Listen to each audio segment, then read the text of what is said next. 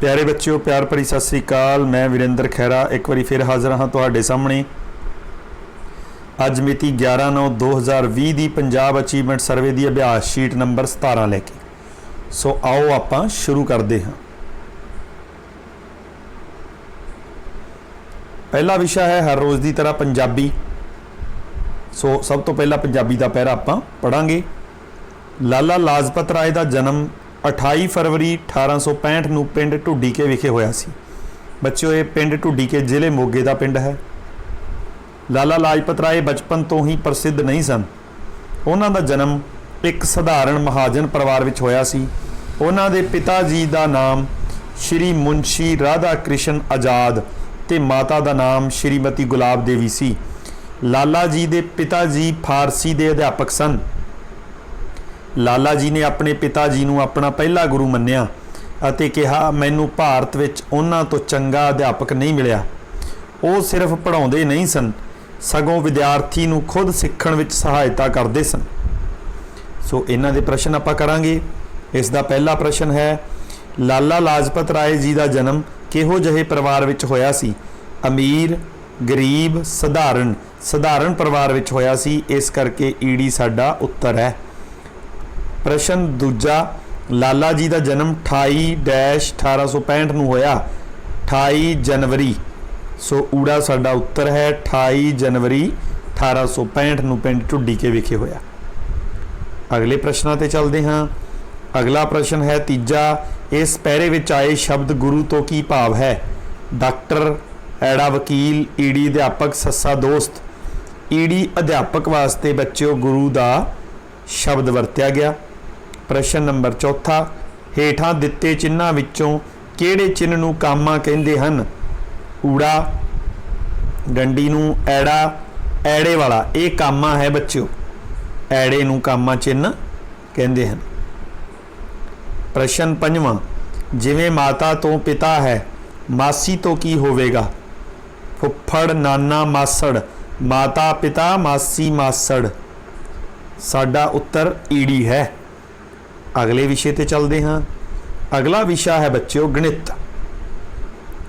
गणित के पहले सवाल नूं आपां करांगे। हेठां दिते कैलेंडर नूं देख के दसो कि महीने का अखीरला दिन किहड़ा है? तो देखते हैं आपां अखीरला किहड़ा है। आपां कैलेंडर नूं देखते हैं। सब तो पहला अखीरली तरीक ते चलते हैं। सब तो अखीरला दिन आ 30 तरीक वाला है। सो 30 तरीक नूं मिति नूं की वार है आपां देखांगे। सो इत्थे तुसीं देख रहे हो उपर बुधवार है बच्चों, महीने दे अखीरले दिन। उसका उत्तर ऐड़ा, ऊड़ा ऐतवार नहीं है, ऐड़ा शनिवार नहीं है, ईडी उत्तर है बुधवार। अगे है बच्चों सवाल नंबर 2। दूजे सवाल विच आपां देखते हाँ। हेठां सारणी विच बच्चों के खेडण के समय नूं दर्शाया गया है। स्वरणजीत सवेरे 6 तो 7 बजे तक खेडण का समय है, वह भाव 1 घंटा खेडता है। जसप्रीत दूजे नंबर वाला बच्चा सवेरे 5 तो 7 2 घंटे खेडता है। कुलविंदर शाम 5 तो 7 बजे तक भी 2 घंटे खेडता है। कमलप्रीत सिंह शाम 4 तो 7 बजे तक 3 घंटे खेडता है। हरभजन सिंह शाम 4 तो 5 बजे तक 1 घंटा खेडता है। सब तो वध समा किहड़ा बच्चा खेडता है? सब तो वध भाव 3 घंटे किहड़ा बच्चा खेडता है बच्चों? कमलप्रीत सिंह सब तो वध खेडता है। कमलप्रीत ईडी साडा उत्तर है। अगले सवाल ते चलते हाँ। अगला सवाल है बच्चों, देखो समझो अते लड़ी नूं पूरा करो। देखो समझो अते लड़ी नूं पूरा करो। देखते हैं लड़ी दे विच की है।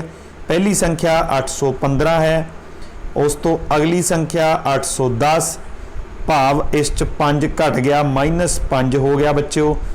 अगली 810 तो बाद 805 फिर 5 घट गया, भाव -5 हो गया। अगली 800 फिर -5 हो गया बच्चों। हुण आपां 800 चों फिर -5 करांगे, भाव इत्थे आऊगी 795। 795 चों 5 घटा देंगे 790। 790 चों 5 घटाओगे 785। तो 785 105 घटावांगे 780, सो 795 790 785 780 ये वाला उत्तर। ऊड़े च देखो 795 790 785 780, ऊड़ा ही साडा उत्तर बिल्कुल टुकवा है, सो ऊड़ा उत्तर ठीक है। चौथा सवाल है बच्चों, नमूना पूरा करो। नमूने दे विच देखो पहले नंबर ते नीला रंग, फिर पीला, फिर लाल, 3 रंग हैं, फिर नीला रंग दोबारा आ गया। हुण भाव कि इत्थे अगला रंग किहड़ा आऊगा? पीला, उस तो अगला रंग किहड़ा आऊगा? लाल। पीला लाल, ऊड़े दे विच नीला पीला है, ऐड़े दे विच ऐड़ा उत्तर साडा बिल्कुल ठीक है। पीला लाल ऐड़ा उत्तर इत्थे आऊगा। अगला नमूने दे विच रंग पीला ते लाल आउणगे।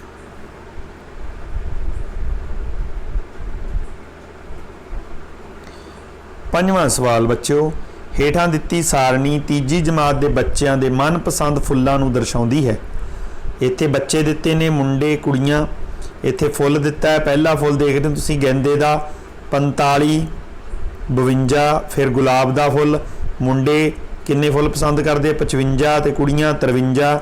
अगे एक होर फुल दिता है वो 16 ते 45। गुलाब किन्ने बच्चे पसंद बच्चों नूं पसंद है? गुलाब दा फुल 55 मुंडियां नूं ते 53 कुड़ियां नूं पसंद है। तो आप इन्हां नूं जोड़ लांगे, 5 3 8 ते 5 5 10, 108 बच्चों नूं पसंद है। भाव ईड़ी साडा उत्तर बिल्कुल ठीक है। अगले विषय वाल चलते हाँ। अगला विषय है बच्चों इंग्लिश। सो आओ इंग्लिश के पैरे नूं पढ़ते हाँ। वंस अपॉन अ टाइम, एक समय की गल है। इन ए लार्ज फॉरेस्ट, एक वड्डे लम्मे जंगल विच, there grew many different trees, जिथे बहुत सारे तरह के रुख उगे हुए सन। सच एज मैंगो, अंब, टीक, सागवान, ओक एक बलूता पेड़ हुंदा बच्चों, बनियान बरगद भाव बोड़, एंड नीम एटसैक्ट्रा। कहते हैं कि उत्थे किस तरह के, जिमें कि अंब, सागवान, ओक, बलूता, बोड़, निम आदि पेड़ जिहड़े ने उत्थे उगे हुए सन रुख। अमंग दैम इन्हां विचों there was a mulberry tree. Mulberry tree शहतूत हुंदा बच्चों, मलबरी तूत दा रुख जिहड़ा हुंदा, which had trunk with different shapes. कहंदे एक मलबरी दा रुख भी उत्थे उग्या होया सी। इन्हां विचों जिहड़ा सी ओह की सी? विच हैड ओहदे जिहड़ा तना सी बच्चों विद डिफरेंट शेप्स, ओहदी जिहड़ी आकार सी ओह दूजियां नालों वखरा सी। As compare to other trees, जे आपां दूजियां रुखां नाल तुलना करिए, इट लुकड क्वाइट अगली, ओह देखण नूं बहुत ही भद्दा लगदा सी, बदसूरत सी, भाव भैड़ा लगदा सी। The other trees used to tease it, दूजे रुख उन्होंने चिड़ाउंदे सी। टीज इट, टीज करना, चिड़ाउणा, छेड़ना। यू आर सो अगली, उन्होंने कहते सी तू बहुत बदसूरत है। The mulberry tree was very sad, so जिहड़ा तूत दा रुख है वह बहुत उदास सी।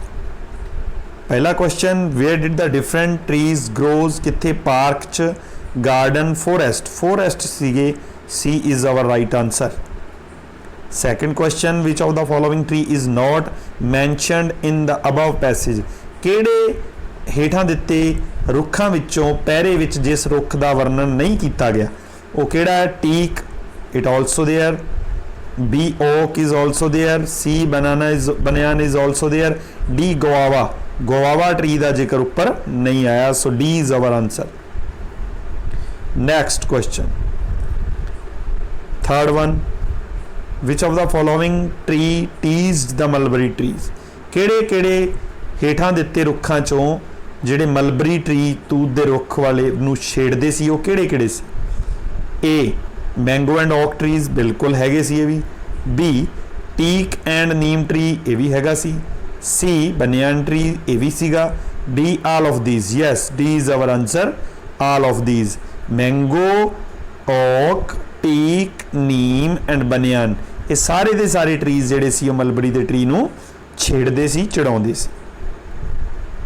Fourth question, as rich is to poor, rich ਦਾ अगेंस्ट की हुंदा, अपोजिट वर्ड हुंदा बच्चों पुअर, भाव विरोधी शब्द। रिच पुअर ब्यूटीफुल ਦਾ ਜਿਹੜਾ मलबरी ਦੇ ट्री ਦਾ ट्रंक ਸੀ। अगली गुड वधिया हुंदा, स्वीट मिठा हुंदा, सो सी अगली बदसूरत। Fifth question, which of the following is not an adjective, जिहड़ा एडजेक्टिव नहीं है।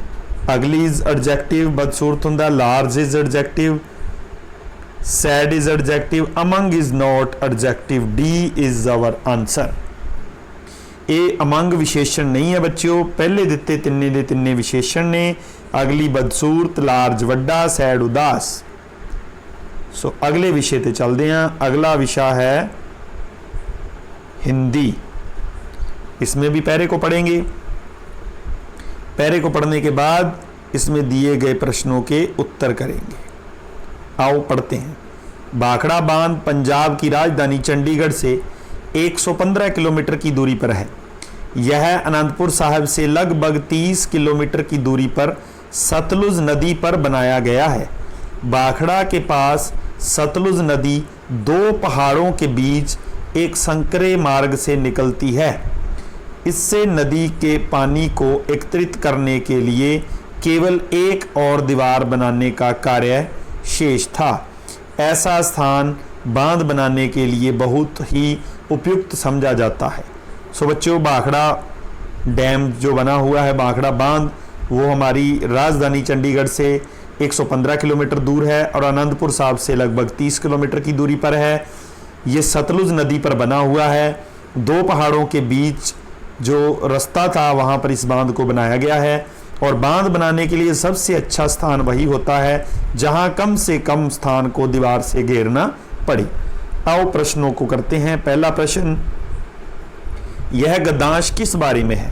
पहला उत्तर है त्योहारों के बारे में, दूसरा मेले के बारे में, तीसरा भाखड़ा बांध के बारे में। तीसरा उत्तर बिल्कुल ठीक है, ऊपर दिया गया पैरा भाखड़ा बांध के बारे में है। प्रश्न नंबर 2, सही उत्तर चुनकर रिक्त स्थान भरो।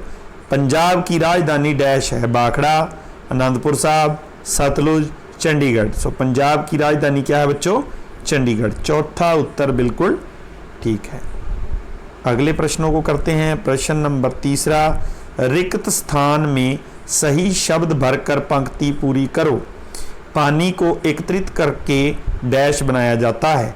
दीवार, नदी, बांध, मार्ग। पानी को एकत्रित होता है, इकट्ठा करके बांध बनाया जाता है। प्रश्न नंबर 4, संयुक्त अक्षर वाले शब्द की पहचान करें जिसमें संयुक्त अक्षर हो। भाव, आधा अक्षर या मिश्रित व्यंजन।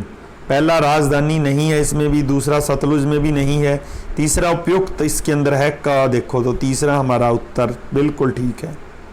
प्रश्न नंबर 5, दीवार का जो संबंध दीवारें से होता है, नदी का वही संबंध किससे है? दीवार, दीवारें, एक वचन का क्या बनाया गया बच्चों? बहुवचन। दीवार एक वचन है, दीवारें बहुवचन है, तो नदी का बहुवचन होएगा नदियां। नदियां, ये देख रहे हो आप। सो नदियां।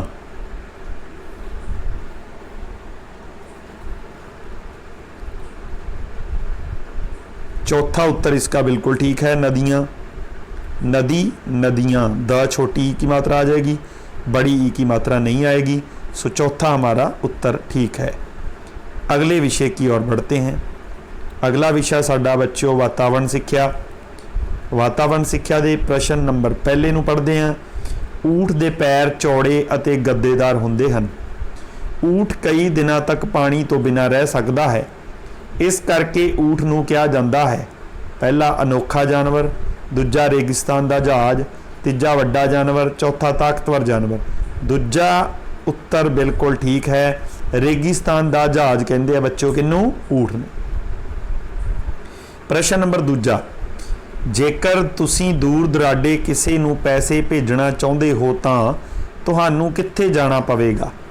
पहला हस्पताल, दूजा पुलिस स्टेशन, तीजा बैंक, चौथा खेड दा मैदान। पैसे भेजण वास्ते सानू बैंक विच जाना पवेगा। तीजा उत्तर बिल्कुल ठीक है। तीसरा प्रश्न, हेठ लिखियां विचों किहड़ा भोजन पदार्थ जल्दी खराब हो जाता है? पहला कणक, दूजा ब्रैड, तीजा दुध, चौथा चावल। जल्दी खराब होने वाला पदार्थ इन्हां विचों दुध है बच्चों। तीजा उत्तर बिल्कुल ठीक है। अगले प्रश्न ते चलते हैं। चौथा प्रश्न, मींह हनेरी दौरान ते झुग्गियां विच रहण वाले लोकां नूं पहला बहुत खुशी हुंदी है, कोई नुकसान नहीं हुंदा, डर नहीं लगता, मुसीबत का सामना करना पैंदा है। चौथा उत्तर बिल्कुल ठीक है, मुसीबत का सामना करना पैंदा है।